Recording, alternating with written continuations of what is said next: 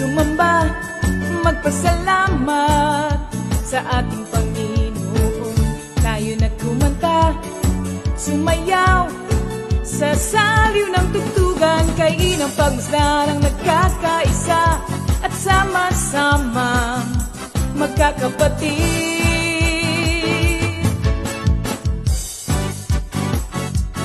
Tayo na sumamba, kumanta.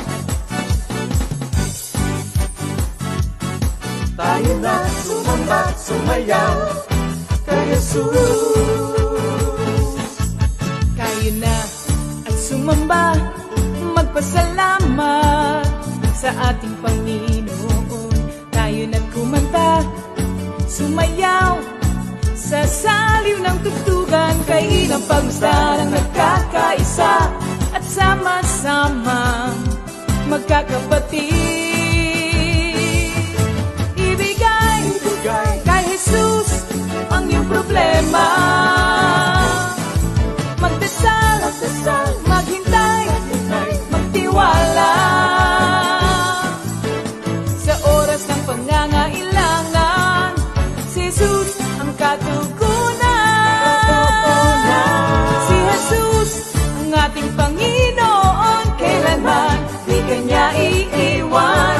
Si Jesus ang ating Panginoon, kasama sa lahat ng oras. Papuri at pasasalamat tanging sa'yo, alay. Tanging sa'yo, alay.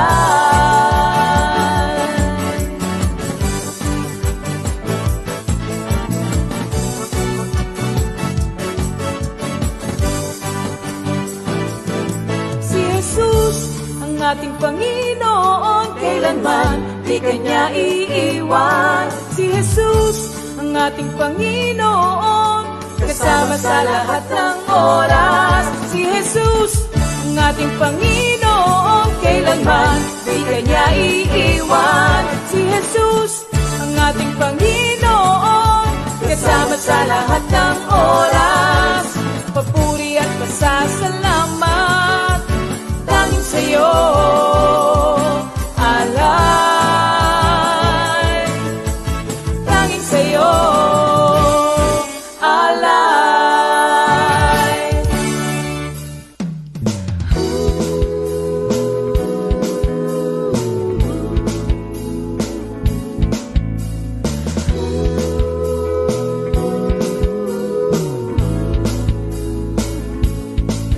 Pinagpalang buhay ang kaloob ng Diyos sa lahat ng tao. May takot sa Kanya. Pinagpalang buhay ang kaloob ng Diyos sa lahat ng tao. Nagtitiwala. Good evening, brothers and sisters. Christ. Sige, welcome to the Midweek Bible Study. Narito na naman po ang PTL. Yan. Ang PTL po, siyempre ang famous ay Praise the Lord. Praise the Lord po for the privilege that Sister Mami Paz is here. Tapos yung T, si Sister Ched po, Teresa. At yung L po ay Luvis Minda. Kaya kami po yung PTL. Ayan. Praise the Lord. Ayan. Hallelujah. Yan. At kami Glory po, to God. kami ang mga senior po na ginagamit pa rin ni Lord. Yan, Amen. praise the Lord. Sige. Okay. May nagtanong nga, ano po ba ang secret ng kalakasan kay Lord? Siyempre, ang kalakasan po natin is the joy of the Lord is our strength. At alam nyo, kaya po kami malakas na ang loob na walang face shield at face mask dahil kami po ay bakunahan na ng first and second dose ng Sinovac. Thank you, Lord. Ayan. May konti lang yung medyo nagkaroon ako ng nausea, pero mild lang naman po, nausea. Tapos konting body malaise. Pero sabi nga, normal naman po yun sa mga na-inoculate. Kaya praise the Lord po. Pero yung dalawa matibay, wala silang Huwag naramdaman. kayong matakot, mga kapatid. Oo. Kaya ini-encourage po namin yung mga seniors dyan. Yan. Magpabakuna na po tayo kasi maganda po yung may travel pass tayo na nabakunahan na po Yes. tayo. Aside from Amen. the pneumonia and the flu vaccine. maganda na rin po na bakunahan tayo. Of course, wala naman po talagang immunity to sickness, no?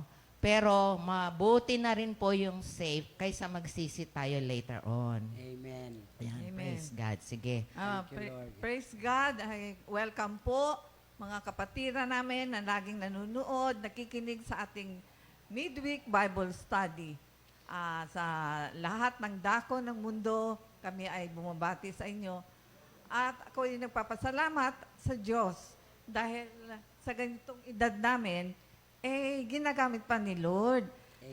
Ako po ay 77 na sa September. Dalawa kami ni Sister Chet. Tatlo tayo, September. Tatlo pala kami September. Kasama si Tata Fred. Ayan. Tata Fred At saka si Kuya Ernie. At saka 18 si na Kuya yan. Bong. Ayan. Tata Fred, punta kayo dito. Oh. Ayan. Kayo. Samahan niyo po kami. Kaya ho, Tata ang tawag na sa kanya, the father of all ng workers. Ayan. Sige po, Tata Fred. Alam po ninyo, kami love-inspired lahat.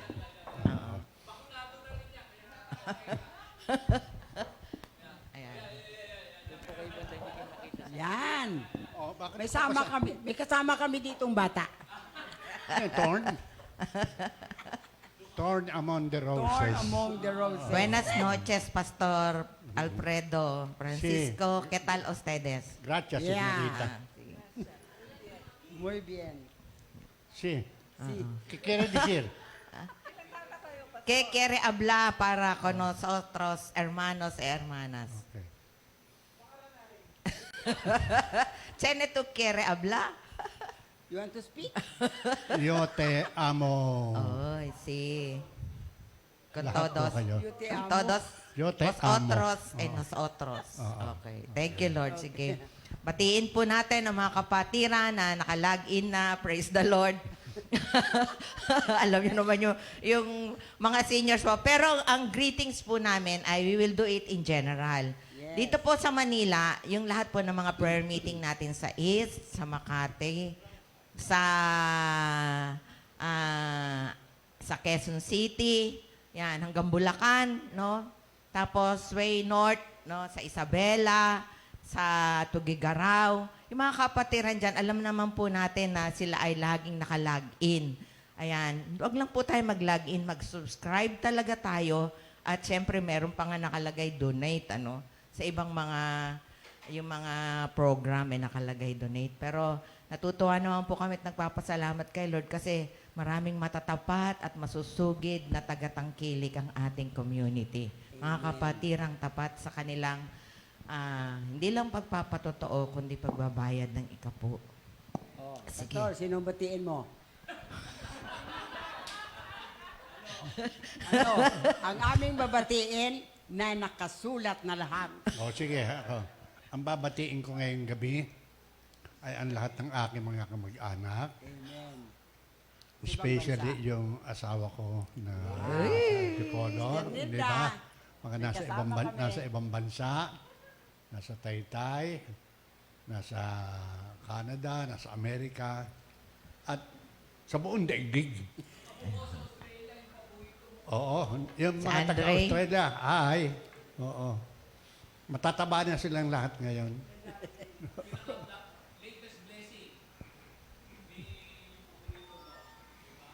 Ano talagang, si Lord iba eh. Diba? If you remain in me and my words remain in you. Whatever you ask, Nako. Kayo na you humiling. shall give it. Praise God. Ibinigay lahat ni Lord. Dalawa na salamin niyo. That is according to His will. Open doors lahat. Kaya Yes. salamat sa Panginoon. As He has said, I have said it. I will do it. Amen. Amen. Sabi ni Lord. Okay. Thank you, Lord. At saka sabi nga ni Lord sa Psalm 12, di ba? The promises of the Lord are as genuine as silver refined 7 times in the furnace. Okay. So may recite ko ulit. Challenge natin si Tata Fred ng Psalm 19. wag na. Ano na yan eh. Wala kayong pa-premyo ngayong Sige. gabi. Ayan. Babatiin na po natin yung mga ano naman, Lower South, yung mga taga Batangas, si Sister Ched po. Lower South. Opo, lahat po ng taga Batangas. Upper Ayan. South ito eh. Okay po, sige po. Batangas and Lipa City. Sige po. Okay. Binabati ko ang aking anak na si Iman. Si Iman, yung bunso ko, Okay, na nagpadala sa atin ng mga mangga, Wow. mais. Sana all. Baka hindi inyo yung manggang na yun, ha? Ano yun? At saka si Edith na manugang ko, purihin ang Diyos. Sister Mel, Brother Rick, Sister Niva, Sister Luz, Sister Belly, Brother Billy, I mean. Sister Marby, Sister Mercy, Sister Elaine, Sister Josie, kaibigan. Sister Josie, bumalik ka Josie na. po yun, Josie. Kaibigan talaga apelyido. May beloved, son, Patrick Bisite, nandito siya ngayon. At ang asawa niya, si Leslie Bisete, si Aaron, si Nicole, mga anak niya. At saka si Sister Lynn Lucky na sa Canada, si Brother Bonjing. Sister Margie, Tita Flor, ang aming beauty consultant. At saka si Brother Vanny, na anak ni Pastor JB, at saka si Sister Jo. Si Doktora Tita Andal and family. That's all. Thank you, Yan. Lord. Sige. Ay, kulang pala na yung isang. Sige, fine. Ito, gusto ko namang batiin ng mga nandun sa Chicago, Illinois. Si Sister Trining at si Brother Rino Federe. De Luna family, Hines family, Jojo and Bing Magpayo, June and Lolit Ilagan, Miklat family, Santa Renala family, at Umilin family. Ikaw Thank you, naman. Lord. Thank you, Lord. Ang ating po pinag-aaralan ngayon ay mga doors. Ngayon, alam ko itong dalawang kasama ko, Tapred, ay meron din silang door na Amen. nabuksan para sa kanila. Ako po tuwan-tuwa din. Doon sa inaral ko po na door, wala yung salitang door. But it is an opportunity, no? That God, the gates of heaven would open pagka ito ay ginawa natin. Ayan, sige. Unahin natin sinong gusto mauna. Ako Si una muna. Sister Che. Okay. Alam niyo ang door na ito na eksperyensyahan ko. Talagang tunay na nangyari sa aking buhay. Sa aking buhay. Sabi doon sa Revelation 3 verse 8, sabi doon, nalalaman ko ang iyong mga gawa. Alam kong kakunti ang iyong kakayahan. Ngunit sinunod mo ang aking mga utos at naging tapat ka sa akin. Kaya't binubuksan ko ang isang pinto sa harapan at walang sinumang makapagsasara nito. Purihin ang Panginoon. Talagang pag nangusap ang Panginoon sa atin ay very personal. Talagang tutok na tutok siya sa mga pagtuturo niya. Alam niyo mga kapatid, ang layunin ng Panginoon sa pagtawag sa atin, hindi lamang sa mga material na bagay na tayo i-bless. Kagaya ng mga tinuturo sa atin ngayon. Tinuturuan niya tayo kung paano natin magampanan ang ating tungkulin dito sa mundo. Ang pagkatawag sa atin ay talagang, sabi nga, the highest calling in this world. Wala nang pinakamataas na pagkatawag, kundi ang pagkatawag ng Panginoon sa atin. To serve the Lord fully and effectively. Kaya sabi nga na sa Colossians 3:23, ano man ang inyong ginagawa, gawin ninyong magaan sa kalooban, na wari hindi sa tao kayo naglilingkod, kundi sa Panginoon. Alam naman ninyo gagantimpalaan kayo ng Panginoon. Tatanggapin ninyo ang nilaan niya sa kanyang mga anak. Sapagkat si Kristo ang pinaglilingkuran ninyo. Wala tayong ibang pinaglilingkuran. Walang sino man na makapaglingkod sa tao kundi sa Panginoon lamang. Alam natin na ang pinaglilingkuran natin ay hari ng mga hari. At saka ang layunin ng Panginoon sa atin para ma-spread natin ang kanyang salita. Wala nang iba pa. In Jesus' name, amen. Ayan. Praise God. Thank you, Lord. Si Mami Pas kaya, ano naman kaya ang pintong nabukas? Ang word ko po, pareho kami ni Sister Ched sa Revelation 3:20 hanggang 21. Tingnan mo, nakatayo ako at kumakatok sa pintuan. Kung diringgin ni numan ang aking tinig at bubuksan ang pinto, papasok ako at kakain akong kasalo niya. Sa 21. Ang magtatagumpay ay bibigyan ko ng karapatang umupo sa katabi ko, sa aking trono, tulad ko na nagtagumpay at nakaupo ngayon sa katabi ng aking ama sa kanyang trono. Praise God. Napakahalaga po ang mga salitang ito kasi para sa akin, para tayo ay makakilala sa Panginoon, ay talagang buksan natin ang ating mga puso. Tanggapin natin ang Diyos sa ating mga puso, kilalanin natin siya ng mabuti at kilalanin din niya tayo. Yun ang pinakamahalagang nangyari sa buhay ko. Kasi sa dati, gawa ko ng gawa, kilos ako ng kilos ng sarili kong pamamaraan. Walang nangyari, puro sama ng loob. Sakit lang ang aking dinanas. Pero nung buksan ko ang puso ko sa Panginoon, binuksan ko ang kanyang mga salita at pinamuhay ito. Mga kapatid, iyon ang magandang nangyari sa buhay ko. Naranasan ko na walang-wala talaga, dapang-dapa. Pero hindi na ako natakot nung makilala ko ang Diyos. Dahil alam ko, hawak niya ang aking buhay, ang aking kinabukasan, ang lahat sa aking pamilya. Noong isang araw po, tungkol po sa, kausap akong matanda na, sabi ko, nagpabakuna na ho ba kayo? Balik tayo sa bakuna po. Nagbabakuna na ba kayo? Kasi nandun ako sa SM, BF, maraming nagbabakuna. Sabi niya, naku, hindi, natatakot ako. Sabi gano'n, bakit po? Ang dami kong naririnig na hindi maganda. Sabi ko, ilang taon na ba kayo?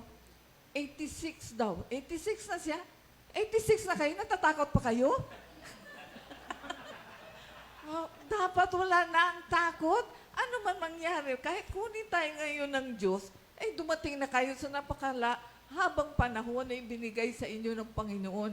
Kaya kung ako sa inyo, ako nagpabakuna na eh. Kaya malakas ang loob ko magkumala. Thank you, Lord. Salamat po, Sister Ne. Ayan. Thank you, Lord. Ako po natutuwa kay Lord kasi tinanong ko, Lord, ano bang meaning ng door? Ang isa pong meaning ng door ay access. O kaya, merong word natuwa ako sa English, yung ingress. Yung ingress ay power or liberty of entrance or access.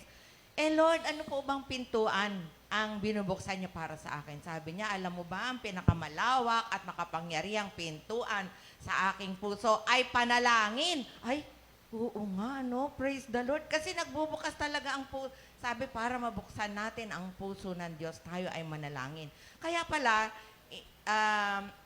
sinasabihan niya tayo doon sa 1 Timothy 2:2-4, na manalangin para sa lahat ng tao, lalo na sa mga authority. Bakit? Kasi pag tayo po ay nananalangin, lalo na doon sa mga tao sa authority, mamumuhay po tayo ng mapayapa. At ang hindi lang po yun, isa pang nakita kong door, yung access kay Lord, ay obedience to His Word. Amen. Kaya nga pagka sumusunod tayo, napakarami pong verses sa Bible, we will live a long life. Hindi lang live a long life kasi pwedeng live a long life, naka-wheelchair naman o kaya naman invalid tayo. Pwede, we will live a long and satisfying life. Amen. kung tayo ay sumusunod sa mga panukala ng Diyos. Kasi natuwa po ako sa kanya, prayer is knocking at God's own heart. When we ask, God gives instruction. When we seek, God leads the way to His will. When we knock, God opens the door for us to know His heart. At alam naman natin, ang puso ng Diyos ay ang lahat ng tao makakilala sa Kanya at magkaroon ng personal na ugnayan. Para sa gayon, hindi lang tayo mga ngayon Kristiyano, kundi lahat ng tao sa daigdig na nilikha ng Diyos ay maligtas at makarating sa eternal life. Oh. Pastor Fred, ano naman pong masasabi nyo sa mga sinabi namin? Marami kasing klaseng door. May flash door, di ba? May front door. Opo. Ang lahat May ng back ini kailangan, pag kumatok si Lord, opportunity na talaga yan, buksan na natin lahat. So if you hear God's voice today, harden not your heart. Amen. Maraming maraming bubuksan sa atin. Yung espiritu natin, bubuksan yung service, giving, para maayos lahat. Tapos effective witnessing, na rin po lahat yan. Kaya buksan na natin ang ating mga puso. Ay mga nakikinig, alam ko, bukas na yung ating mga puso nang kumatok si Lord at yung ating pag-ibig sa Kanya. Huwag manlamig. Praise God. At may naalala po ako, Pastor Fred, yung kaya kasi habang nag-aaral po ako, yung parable of the widow and the judge sa Luke 18:1-8. Di ba yung babae, hindi tumigil, winner. Oh, sige na. Kumbaga sa lingwahe natin, tulungan naman ako, yung anak ko ay may kaso, ganun. Sabi dun sa parable, di ba, yung judge ay, he has no use for God. Pero dahil sa kakakulit ng babae, ay pagbubuksan na niya at tutulungan na niya. So, lalo na kaya yung ating Ama sa Langit. Ako nga, lagi ako sinasabihan ni Mader na, hinila mo na ba yung laylayan ng, sabi ko, Mader, kung tao lang si Lord sa kakakulit ko, baka natanggal na yung kanyang kasota. Kahihila. Ganun no, yung persistent, tinuturan tayo yung doors of patience, persistence, and perseverance. Mga door din po pala yun. Yung pagkakataon na binibigay sa atin ng Diyos, tapred. Kaya, tuwa po ako dito sa door na ito. Of course, pag tinignan natin sa Bible, marami pong mga pintuang na, maski yung pintuan ng langit, pintuan ng sa bahay natin, marami pong pintuan. Nga sasabi Tata Fred, yung kotse, may 2 doors, may 4 doors, di po ba? Kaya, may locked doors, Pero pero walang door, paano yan? ano po? Walang door. Thank you, Lord. Ay, Doreen, Kaya din po buksan ni Lord, di ba? Yung jail nga, nagpuri at nagpasalamat, nabuksan yung jail. Oh. Kumanta sila. Ha? Opo, Kumanta nagpuri. sila, Pero hindi oo. tayo kakanta. Nasabi mo yung Luke 11, Opo. 7-10. Oo. Ano yun eh? Patience, perseverance. Ayaw buksan dahil tulog na yan. Opo, yung Tulog, kaibigan naman po. Opo. sarado yung sarado Oo, yung sa pinto. pintuan. Opo. Katok na katok. Opo. Pero dahil daw sa kanyang patience, perseverance, hindi siya tumigil talaga. Opo. Kaya ang sinasabi sa Luke 11, Sa 11, Opo. ano sabi ron? Luke 11:11, ask, And you will be shall given. receive. Seek, and And you you will shall. find. Knock, and the door will be open to you. Answered prayer ka ngayon. Praise Kaya sila po lahat, answered prayer na po sila lahat, mga kapatid. Huwag kayong mag-alaala sa kanila. Protected na sila ng Panginoon. Amen. Kahit na sila medyo matatanda na. Wala tayong magagawa. Matatanda na. Bata pa. Oo, 77. Sila. Ako magsi-66 po sa ano. I'm proud to be 66 on the Pinakabata 9th. sa aming tatlo, Thank Sister you, Lord. Nene. Praise God. Kaming dalawa, pareho kaming 77 and we are very proud. Yes. Thank you, Lord. No? Kasi Ay, ikaw. ginagamit pa kami ni Lord. Ay, ikaw. Si Mami Paz nga nag-apply sa opisina eh, no? Tagapunit. Hindi. Hindi, taga-sort out ng mga receipts natin. Yung mga edad nila, kung napunta sa eskwelahan, bagsak yun. 2 karet. Hindi, 77, no? pasado pa po yun. Ay, nasa bingid na kayo ng alanganan. Ano na kayo? Pero thank you, Lord. 27, pasado yun, ano ka? Totoo yun, mga kapatid. Ang mga doors of opportunities binubuksan ng Panginoon na sa dati, gusto ko nang mamatay kasi parang useless wala na akong gagawin Sabi ko, Lord, kunin mo na ako, pagod na ako. Wala rin namang mangyayari, matanda na ako. Pero ngayon, sabi ko, wag na muna, Lord. Kasi ginagamit pa ako ng Panginoon. Thank you, Lord, talaga. At, Alam mo sa probinsya, ang matanda ko ang alin? Sino? Alin po? Kalabaw. Oh, yun pala, alam mo. Hindi nga, kalabaw nga. Tayo din, yung mga hindi anak matanda. ng Diyos, kaya tayo mga bata pa. Yes. Amen. Enjoy your life. At saka we Enjoy. serve an everlasting God. Amen. So pag everlasting, parang Hari ng bulaklak mga na hari. everlasting, di ba? Mm-mm. Oh, thank Praise God. Bumabata ka ba? Praise God. Thank you, Lord. Bumabalik sa pagkabata. Tapre, Alam nyo, kailangan talaga. Merry heart is a medicine. Yes, right. Ah. Yung Merry, hindi masaya. Yung Merry para Merry Christmas, ha? Celebration. Ang Hindi igab yung lang ang nagtatawanan. mataas, ang isip wala.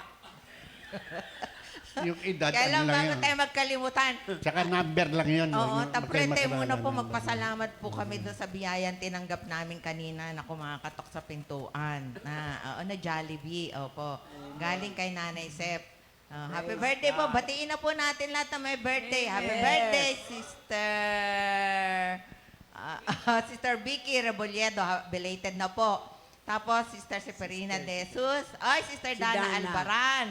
Yan. Thank you, Lord, no? Batiin natin sila. At meron bang may anniversary? Belated din. Happy anniversary. Ako, sinasabi ko, blessed, more years of blessed loving togetherness sa mga nag-aanibersaryo ng kasal. Brother, Enjoy po amen. ninyo ang inyong relationship. No? Brother Angelo and Sister Kring, Palma, Brother Greg, ang inaanak, and Sister Sandy Galicia. Sige po, Sister. Batiin po natin sila. Happy birthday, happy birthday, happy birthday, happy birthday, happy birthday to you.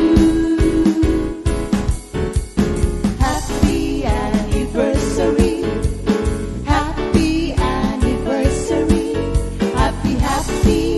happy anniversary. May the Lord God bless and keep you. May the Lord's light shine upon you. Happy birthday to you. Happy anniversary to you. Hindi po mga kapatid, mag-log in na po tayo. Buksan natin ang ating mga kanya-kanyang gadgets at i-tune in na natin sa ating Wednesday Bible Study. Tayo po ay magpapanimulang panalangin po. Si Sister Ched po, pakinggan na. Hallelujah. Thank you, Lord God. Hallelujah. Diyos naming Ama sa Langit, nagpapasalamat kami sa gabing ito na binigay niyo naman sa amin ang pagkakataon upang makapag-aral na iyong mga salita. Pangunahan niyo ang mga aawit, ang matutugtog, ang lahat ng gagawin namin, Panginoon. Lalo na ang magpapahayag ng inyong mabuting balita.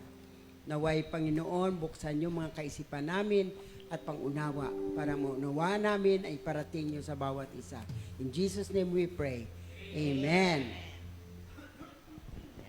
Welcome po natin ang ating mga music ministry. Praise the Lord. Mga worshipers. Thank you, Lord. Magandang gabi po sa ating lahat, mga kapatid. Sa mga nanonood po sa kanilang tirahan, sabayan niyo po kami, mga kapatid, sa ating pag-awit, pagsamba, pagpuri sa ating Panginoon. Thank you, Lord. Hello po mga kapatid, good evening po sa ating lahat. Ihanda na po natin ang ating sarili para po umawit at magpuri po kay Lord. Hello po mga brothers and sisters. Welcome po sa ating Bible study. Ayan. Open to me the gates of righteousness. I will go into them. I will praise the Lord. Sabay-sabay po natin papurihan at palakpakan ng ating Panginoong Diyos. Thank you, Lord. Thank you, Jesus. Hallelujah. Praise God. Sige po mga kapatid, sabay-sabay po tayong umawit ha. Amen. Thank you, Lord. Ang salita mo, Panginoon.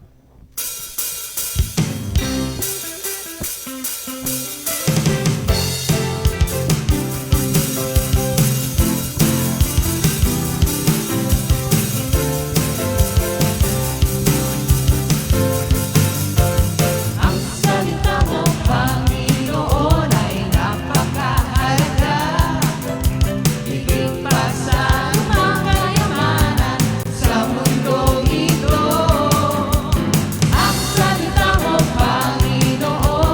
ang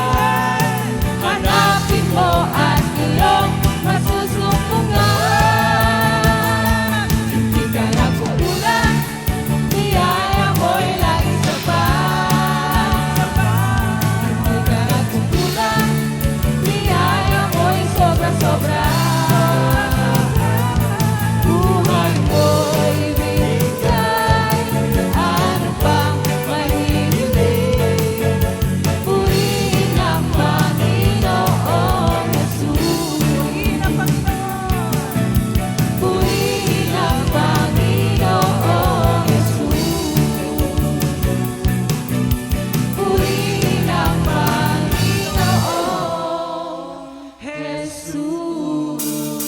Thank you, Lord. Hallelujah. Thank you, Lord Jesus. Salamat, Panginoon. Thank you, Lord.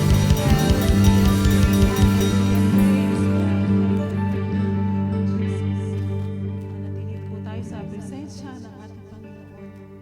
Hallelujah. Thank you, Lord. Thank you, Jesus.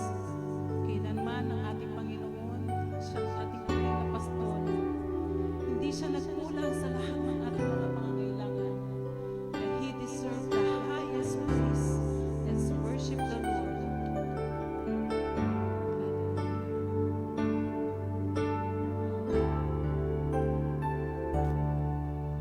Si Yahweh,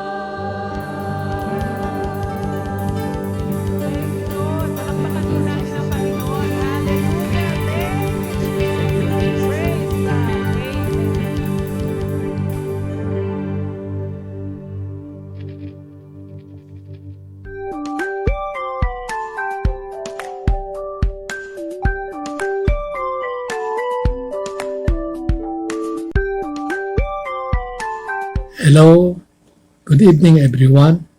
Sa lahat po ng nanonood sa atin sa iba't ibang dako ng mundo. Welcome po at salamat sa inyong pakikiisa. May the peace of the Lord be with you all.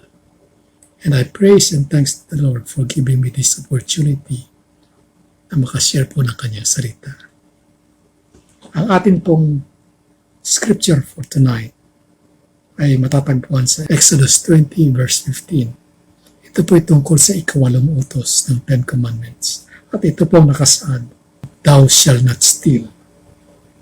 Ang ating pong reference ay si Vic Fulkert at Life Application Bible Commentaries. Manalangin tayo. Lord, salamat po sa salitang aming binasa. May you bless and anoint this reading. Pangunahan niyo po kami. Kayo po mangusap, kayo po magturo. At kami po ay makikinig. In Jesus' name. Amen. Hallelujah. Thou shall not steal. Ito po kautusan na ito ay maraming beses binanggit sa Bible. At ito po ay inulit sa Leviticus 19:11.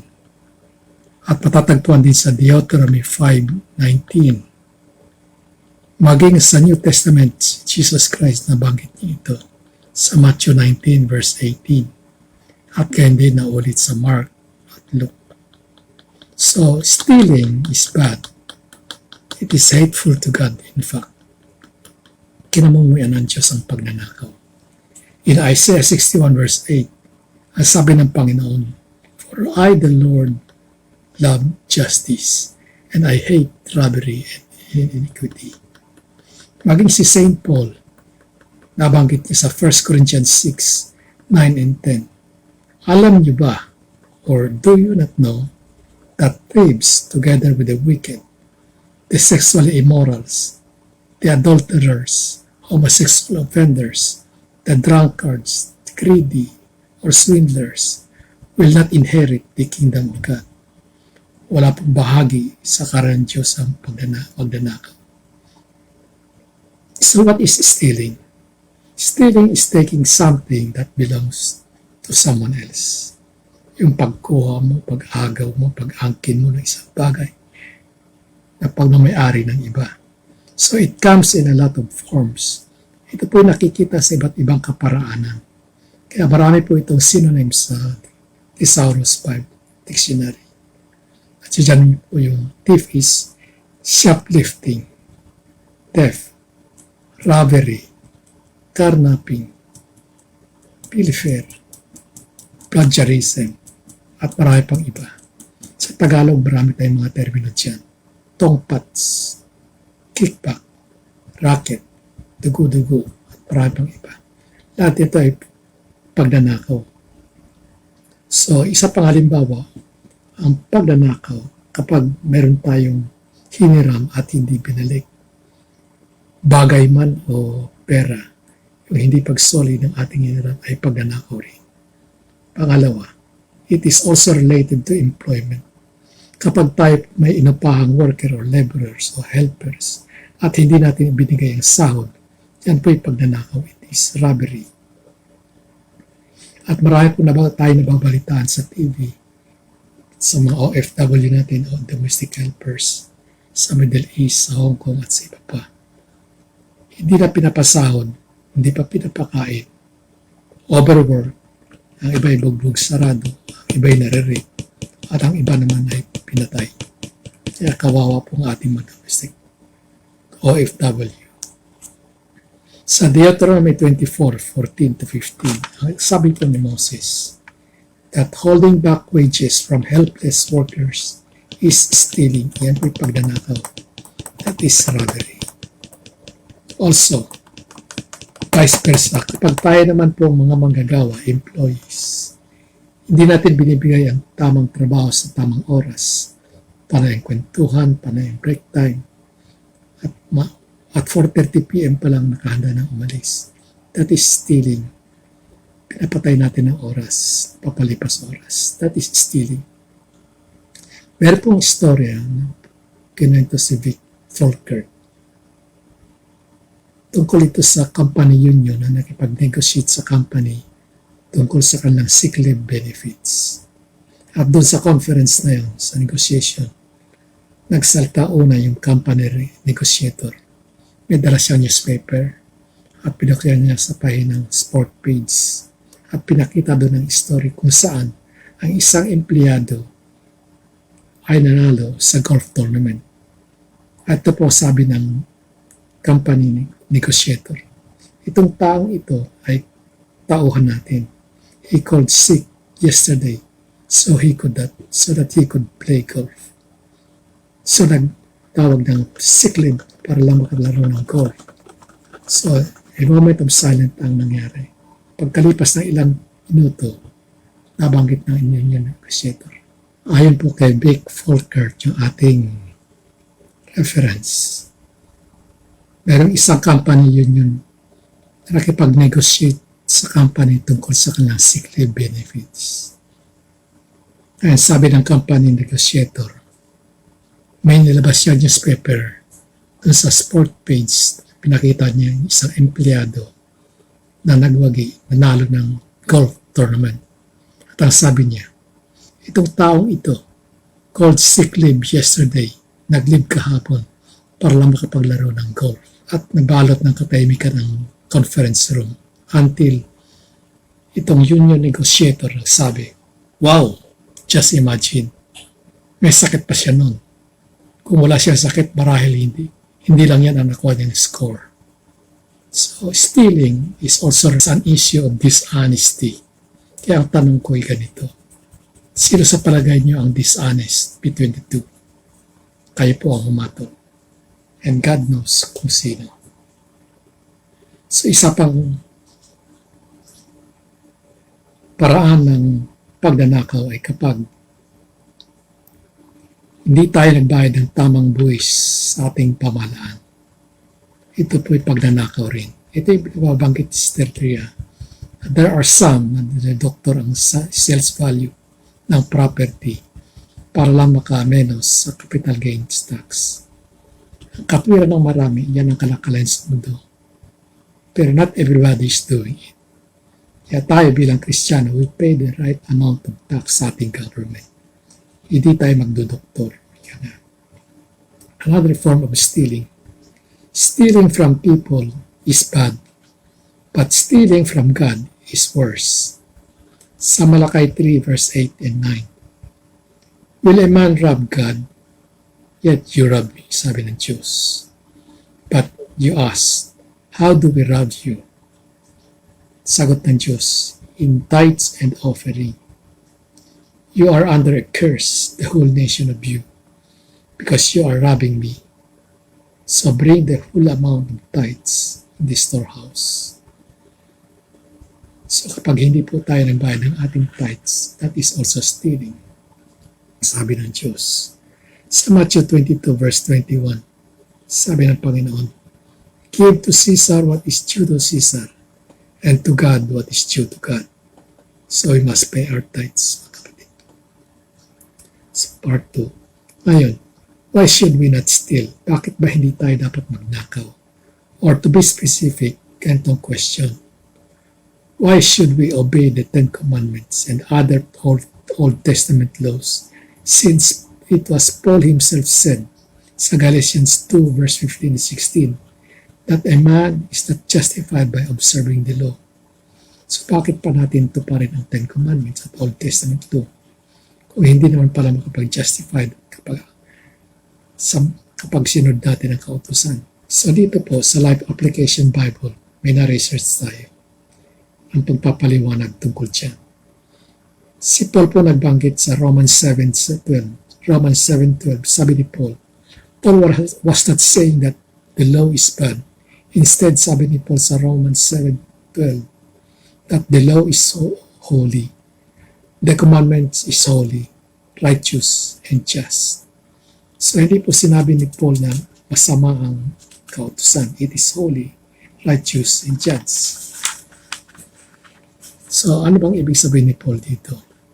Paul is saying that although the law can never make us justified or acceptable to God, but the law still has important role in the life of the Christian. May mahalagang papel po ginagampanan ang Old Testament law sa buhay ng pagiging Kristiyano. So ano ito? Tatlong bagay po na ginagampanan ng commandments ng Diyos. Una, it guards us from sin. Ito po ay nagagwardya sa atin laban sa kasalanan by giving us standard of Christian behavior. Ito po ang kautusan or Old Testament law, nagsisilbing model. Ito po nagsisilbing huwaran natin at sukatan for Christian behavior. Sapagkat may kasabihan, where there is no law, there is lawlessness. Number 2, role ng law sa buhay ng Kristiyano is this. It convicts us of our sin, giving us the opportunity to ask for forgiveness. Yan po ang role ng kautusan.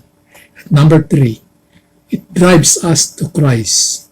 It drives us to trust in the sufficiency of our Lord Jesus Christ. Kung saan nandiyon ang help, naroon ang grasya.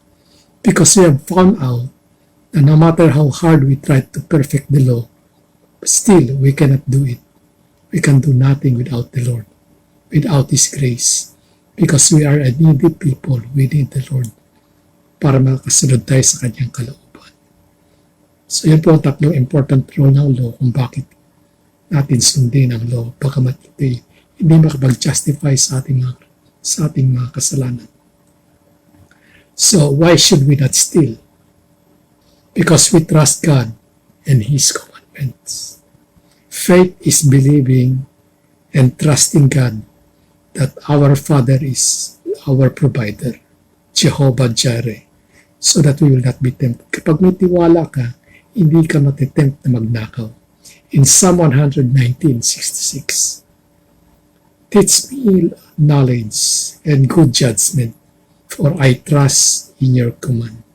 So sapagkat Kristiyano tayo, may pananalig tayo, may tiwala tayo na hindi tayo pababayaan ng Diyos. Sa totoo niyan, sa ating old life, lahat tayo ay patay sa kasalanan. We are spiritually dead because of transgression. And 2 Corinthians 4:4, we were blinded by the God of this age. Kaya hindi natin nakikita ang tama't mali.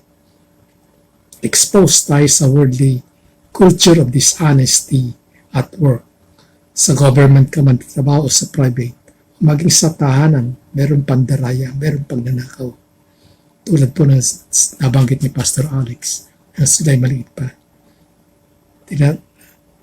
Nangungupit na ulam tapos tatakpan ng tambak ng maraming kanin. Pero hindi mo alam, bilang na pala yun para sa lahat. So maging sa tahanan, na-expose tayo sa culture of dishonesty. That's why we cheat our customers. We steal from company supplies, gasoline, so on and so forth. And we adopt the worldly system. Kaya nandyan yung kasabihan na pag tao ay nagigipit kahit sa patalim kumakapit. At naran din po isa kasabihan na yan. Kapag palay na lumapit sa manok, hindi po bato kain. Pera na naging bato pa. So all these things. But the truth is, we are now in Christ. In Christ, we are a new being. The old is gone and the new is coming. Yung lumang pagkatao ay pinawi na ni Lord. Meron tayong bagong buhay kay Kristo. So, we walk by faith, kaya tayo nagtitiwala sa salita ng Diyos at sa pangako ng Panginoon. And we know the truth. Kung sa ngayon, kapag dumating ang tukso, ang ating response is this. Kahit palay pang lumapit sa manok, hindi natin tutukuin sapagkat hindi tayo manok. Hindi tayo utak manok, hindi tayo isip manok. Sapagkat tayo po ay hindi manok. Tayo po ay anak ng Diyos na nilikha ng kawangis niya. At ang ating kinakapitan ngayon ay ang tabak ng Espiritu Santo. Hebrews 4:12. The Word of God is a double-edged course. So meron akong nabasa sa Facebook post. Faith is not asking God to take away this COVID virus. But faith is trusting God that God can make a way, can make us go through from this pandemic, from these financial troubles. Amen. So kaya tayo sumusunod sa kautusan sapagkat nagtitiwala tayo sa ating Panginoon that God will provide. Sunod, why should we not steal? Because we value integrity. Mahalaga po sa atin ang ating integrity, ang dangal. Sa LTI, mayroong reflective questions nung tayo na pumasok sa LTI. Sabi ng teacher, for us Christians, bilang Kristiyano, there is no problem in trusting God. Kung ang ating tiwala sa Diyos, may tiwala tayo sa Diyos. Pero itong tanong niya, but how about us? Can we be trusted by God? Can we be trusted by God? Pwede ba tayo pagkatiwala ng Diyos? Halimbawa po, pamasahe mo sa bus is 15 pesos. Nag-abot ka ng bayad ng 20 peso bill. Pero sinuklihan ka ng conductor ng 35 pesos instead of 5 pesos. Kasi colorblind yung conductor. So what will be your reaction? Tatahimik ka ba? Will you tell the truth? O ikakatwiran mo na hindi mo kasalanan yan. Kasalanan ng conductor. So ang tanong, pwede bang ibenta ang kaluluwa mo sa halaga ng 35 pesos? Sapagkat sa Matthew 16:26, si Jesus mismo nagsabi na, what good will a man? What good will it be for a man if he gained the whole world yet forfeited his soul? Sayang na naman. So hindi po mapapalitan ang ating dangal sa halagang ng pera. So another thing, bakit tayo dapat hindi magnakaw? Because we are being watched. May nakatingin po sa atin. Sino? Una, nakatingin ang Diyos. Pangalawa, mga unbelievers nakatingin sa atin. Pangatlo, mga anak natin nagbabantay. Mga grandchildren natin nakatingin. At panglima, andyan mga netizens. Kapag nagkamali ka, lagot ka, maraming buzzers. Kaya sa Proverbs 15:3, itong sabi, the eyes of the Lord are everywhere, keeping watch on the wicked and the good. So anong insight niyo rito? Meron akong nakitang tatlo. Una-una, watchman natin si Lord. Siya ang good shepherd. He never slumbers nor sleep. Lagi siya nakabantay. Pangalawa, He knows when you're being good or bad. Sabi nga ng awit, so be good for goodness sake. Pero hindi siya santa. He is an all-knowing God. Pangatlo, wala siyang kaparata. Hindi siya colorblind. Kita po niya lahat. Sa Psalm 139, everything is exposed. Nakata-expose tayo kay Lord. He knew everything about us. So ano naman ang benefits kapag tayo sumunod at hindi magnakaw? Halimbawa, una, it pleases God. Ito po hango sa life application. It pleases God. Yan ang dahilan kung bakit tayo nilikha ng Diyos. Isaiah 43, verse 7. We were created to bring God glory. Number 2, it earns recognitions and advancement. Tatanggap ka ng parangal at mapapapukot ka. 2 years ago, meron pong pangyayari na ganap sa City Hall ng Maynila. Meron isang pedicab driver na naiwan yung bag ng pasahero niya, hindi niya nanahabol. Naiwan yung isang bag. Nang binuksan niya, ang laman is 1.2 million pesos. 1.2 million. So, hindi niya alam kung paano niya isasoli. Hindi siya nagtangkang itago ito bagkos kinento niya sa misis niya kaagad. Natakot man siya, nainis man. Nanginig man siya sa takot. Pero, napaka-honest ng taong ito. Kaya ang ginawa niya, sinoli niya kay Mayor Isko sa Manila City Hall. At dahil dito, na-recognize ang kanyang honesty at binigyan siya ni Mayor ng pabuhay ng 100,000 pesos. At hindi lamang po yun. Binigyan siya ng permanent na trabaho. Kaya tuwang-tuwa siya. So it earns recognition and advancement. Number 3, it builds others' confidence in us. Mapagkatiwalaan ka ng mga tao. Number 4, it gives us more experience and knowledge. Knowledge of God's amazing grace and favor unto you. Sabi ni Sister Tere recently sa kanyang sharing, hindi mo man iniisip, hindi mo man inaakala, hindi mo man inihingi, at hindi mo man nakikita ipapadanas ng Lord yung kanyang the best na pagpapala. Kaya sabi niya, the best is yet to come. Manatili ka lamang. So then po, itong benefits ng obedience, obeying the law of God. Number 5, it develops our spiritual maturity. Ipapatunan na ikaw ay nagmamature na. So these are the 5 things, the 5 benefits of obeying God, of not stealing, and all other commandments. So in conclusion, keeping His commandments is a lifetime commitment to God. Lifetime po ito. So all we need is to trust God and His words para naka-align tayo sa Kanyang pamumuhay, sa Kanyang buhay. To align our lives with the lives of Jesus Christ. Kaya ang good news ay ganito. Kung sabi nga ng Sister Ria, alam niyo ba? Ang sagot naman ni Sister Tess, ngayon mo lang alam. Well, alam talaga lahat. So ito po, alam niyo ba that the only vaccine that is 100% effective against the virus of sin and dishonesty at effective ito sa all ages, matanda man o bata, ang vaccine na Gawa 4:22. Na Gawa 4:12 vaccine. Yan po'y gawa siya sa langit.